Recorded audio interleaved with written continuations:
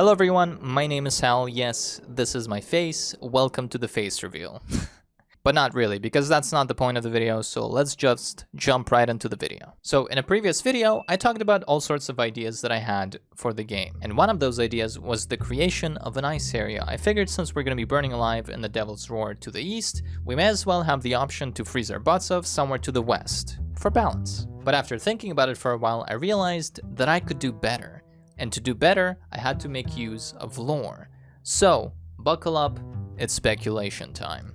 As we know, lately Flameheart has been trying to get his hands on some sort of ancient knowledge. Now what that ancient knowledge is, we don't know, but we can safely assume that whatever it is going to help him and the Reapers one way or another.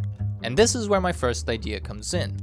The ancient knowledge that Flameheart is looking for is actually the knowledge to create Veilstones. Now the Veilstones are essentially the tool that can be used to travel between the Sea of Thieves into the Sea of the Damned. We know that the Pirate Lord uses them, and even the Dark Brethren use them. So what would Flameheart do if he had this power? Well, this is how I see it unfold. Flameheart, with the power of the Veilstones and the powered up Burning Blade, cuts through the Shroud into the Sea of the Damned, hoping to recruit any and all soul that would serve his cause.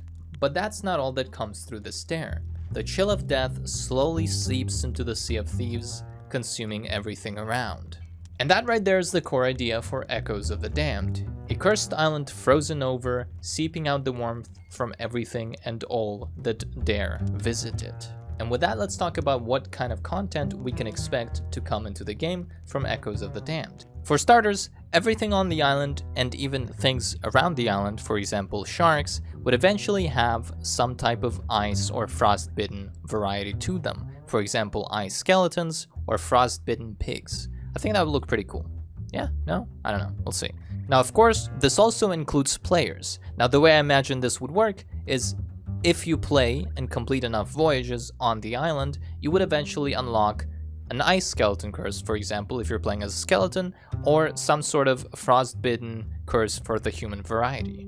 And of course, finally, it would make sense to have different types of skins for your weapons, or your tools, or even your ship that would have some type of ice vibe to them. So what do you think? Is this a good idea? Is this a bad idea? Does it make sense? In any case, this is the end of the video. I hope you guys enjoyed. If you did, make sure to leave a like and subscribe. And if you have any thoughts, please do leave a comment. I'm a pretty small channel at the moment, so I can't afford to read literally every comment, and I respond whenever I can, which, because I have no life, is usually pretty quickly. I hope you guys enjoyed. I'll see you in the next video. Bye-bye.